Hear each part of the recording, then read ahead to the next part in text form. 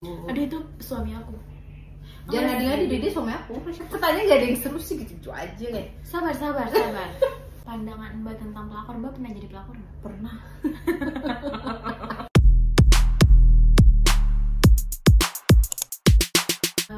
Pandangan Mbak tentang pelakor, Mbak pernah jadi pelakor nggak? Pernah. Pelakor yang tidak sadar sebenarnya. Amazing. Jadi dulu tuh Tolong jangan ditiru. Jadi pelakor itu. Disclaimer, gue waktu itu nggak tahu kalau gue tuh ternyata tuh selingkuhan orang gitu, guys. Jadi begonya aku tuh percaya gitu. Jadi tuh aku pernah punya pacar yang dia tuh ngakunya memang belum punya pacar.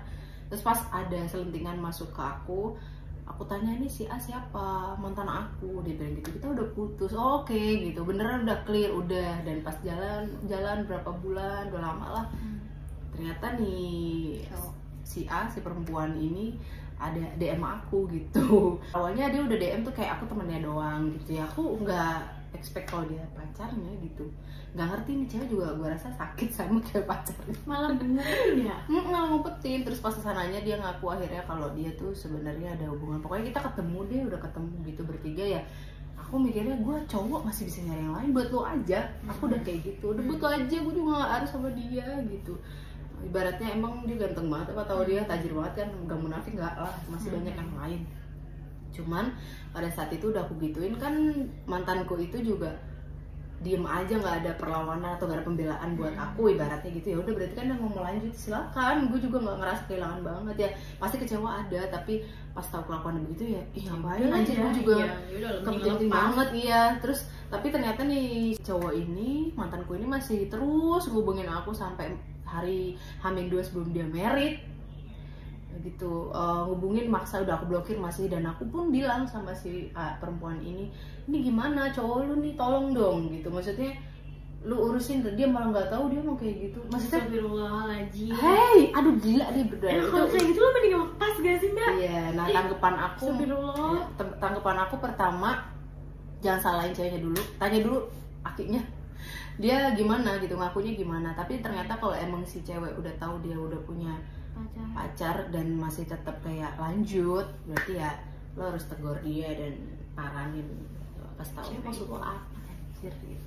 Tapi gue pernah waktu yang sama si A ini, mungkin lo udah tau ceritanya. Jadi si mantanku itu kayaknya manfaatin aku juga sih buat ngerjain skripsi. Harusnya gue yang S1 demi dia. Dan aku pun waktu itu lagi tugas akhir, aku yang keteter, nilainya kurang, malah dia yang lulusnya dengan nilai yang lumayan, padahal semua itu aku yang ngerjain. Jadi waktu itu aku udah sakit hati banget sebenarnya, udah nggak mau ngeliat mereka berdua. Cuman waktu dia wisuda aku nggak ikhlas kalau aku nggak datang, karena aku yang ngerjain, bukan karena mau mepetin dia. Istri dia udah ogah dia, tapi mau mana lagi, aku nggak ikhlas ya.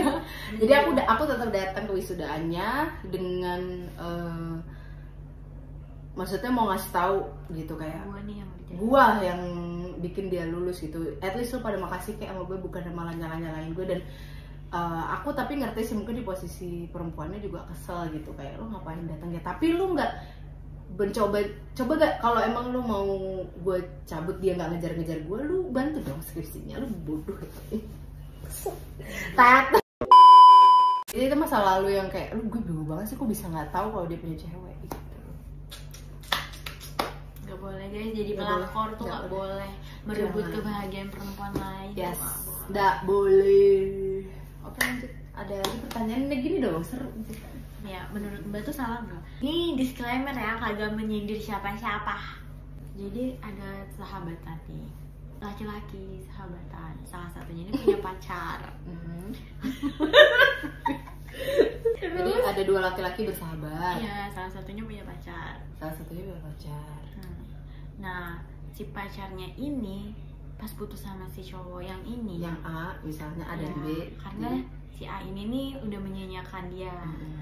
Terus deket lah dia sama si B, tapi deketnya pun gitu nggak langsung deket gitu loh, ada jarak untuk mereka deket gitu. Dan itu emang nggak disengaja. Menurut Mbak itu salah apa enggak? Bukannya itu sering terjadi di kota-kota besar? Oh, itu sering terjadi di kota-kota.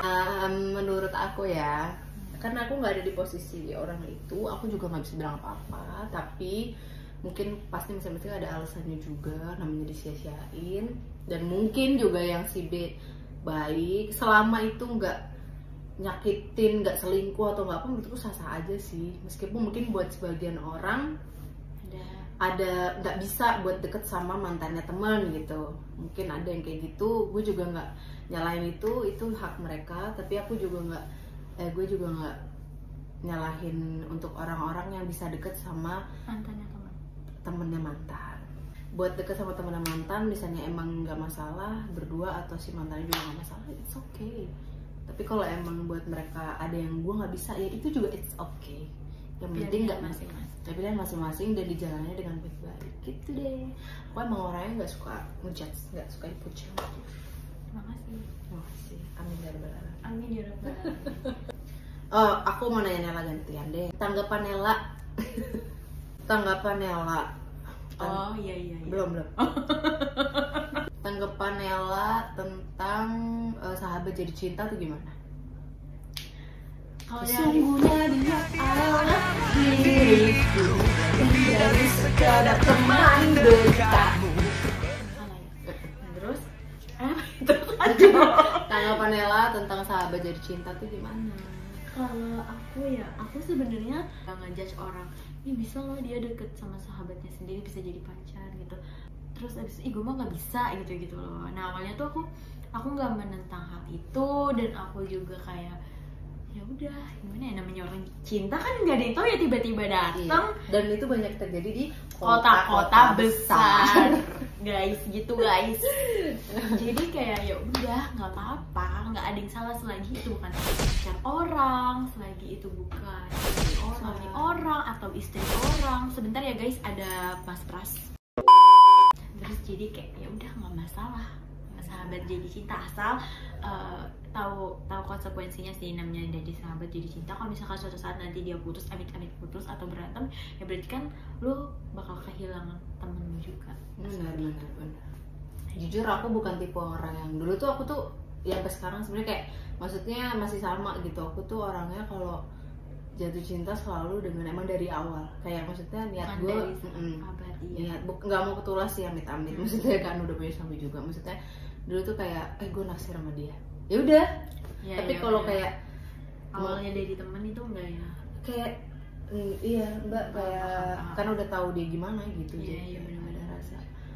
Tapi kalau naksir sama temen kayaknya pernah deh, tapi kayak naksirnya tuh karena terbiasa bersama, kayak mesti sehari-hari tuh bareng gitu. Tuh pernah naksir, tapi bukan cinta sih, kayak naksirnya tuh ini gue aneh banget, gue beneran masa sih suka sama dia. Tapi ternyata pas diselidiki lebih jauh, aku gali perasaanku sendiri, ternyata itu kayak cuma terbiasa sama dia, bukan cinta. Jadi kayak kalau nggak ada tuh nyariin, iya karena biasa di kemana-mana sama dia kayak gitu. Pernah tuh waktu SMA dulu kayaknya deh, aku lupa. Nela tuh suka hobi nonton nggak sih? Nonton. Hobi. Kayak nanya gak sih kamu tuh, kayak bukan ngasih jawaban nonton. Aku suka nonton horor, tapi aku takut. Jadi tapi pernah gak sih kita takut banget aku sendiri. Enggak kan rame di sini rame. Tapi Nela pernah gak sih kayak melihat penampakan gitu? Atau nggak? Jadi kan aku kan gak jam 3 subuh waktu aku kemarin itu kan emang aku tuh lagi kayak kalau lagi nggak sholat ya, aku tuh kayak lagi pengen banget baik sholat tahajud gitu kan. Terus abis itu tuh kayak lagi pengen aja gitu biasain sholat kayak gitu kan. Saat malam ya maksudnya? Karena aku tahu aku tuh pendosa, terus kayak aku lagi pengen minta sesuatu sama Allah. Jadi kayak aku mesti mendekati diri ke Allah. Betul. Aku harus bangun pagi jam 3. Kalau bisa seterusnya sih ya. Nah aku juga lagi, ini karena kejeda aja sih aku bangun jam 3 pagi, dan itu tuh kayak jadi karena udah kebiasaan, jadi kayak alarm sendiri gitu loh mbak kalau bangun jam 3 pagi. Udah terbiasa. Terus abis itu tuh kamar aku sampingan nih sama kamar adik aku kan mbak. Terus abis itu tuh aku nggak ada alarm, ternyata aku nggak pasang alarm jam 3, jadi kayak tiba-tiba kebangun aja. Tiba-tiba pas aku udah duduk tapi aku sambil merem. Terus abis itu ada bunyi kerak pintu gitu kan, nah terus abis itu tuh bunyi langkah kaki klik, ya udah kayak jalan biasa gitu. Terus aku kira kan mama aku atau papa aku kan, cuman masa iya jam 3 pagi gitu kan. Aku nggak ngeh itu jam 3 pagi. Nah terus pintu kan aku ada samping kamar aku tuh buat ke balkon itu kan, ke depan, terus ada pintu lagi. Nah itu pintu kebuka tuh, tapi nggak ada suara tutupnya bang, nggak ada suara ketutup pintu gitu. Nah terus kayaknya aku malas deh, itu lagi kayak aku lagi malas banget sholat tuh, aku tidur lagi, bangun aku jam 5, terus aku bilang ke mama aku kan, terus habis itu aku bangun, itu aku jam 5 apa jam 4 aku baru berani turun ke bawah, aku nggak sholat, jadinya aku nggak sholat, cuma mandi doang, mandi, habis itu aku tidur lagi. Nah terus habis itu aku baru nanya tuh ke si mama kan, kayak mama semalam naik ke atas ya jam 3 pagi, buka pintu bla bla segala macam, bener-bener kayak jelas banget mbak suara langkah kaki gitu lah, langkah kaki.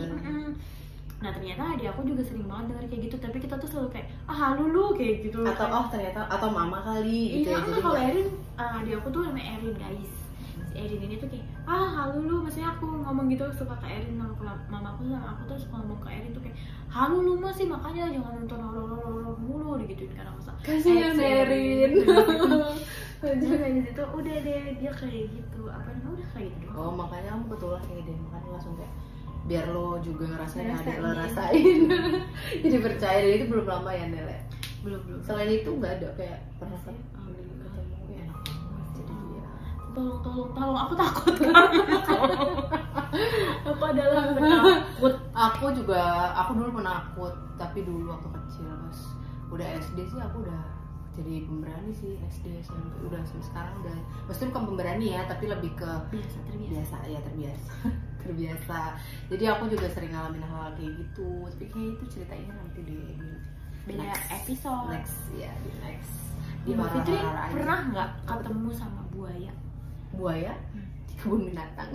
Kalau aku maksudnya buaya? Iya betul. Oh pernah lah, yang menyebalkan, yang gak jelas.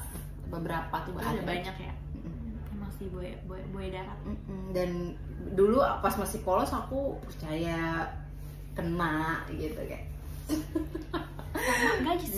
Pas sekarang ya kayaknya gue deh gantian jadi buaya aja. Kalau aku nggak akan jadi buaya kok guys, tenang. Aku bakal tetap menjaga kesetiaan anjay. Kalau cowoknya setia.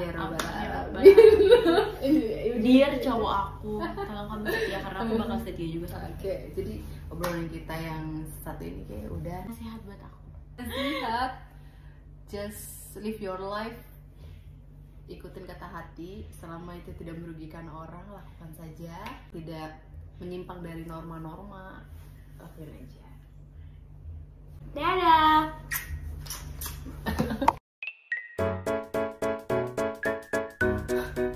Kan nanti bisa di-cut. Oh iya, gue kayak dicacah anjir.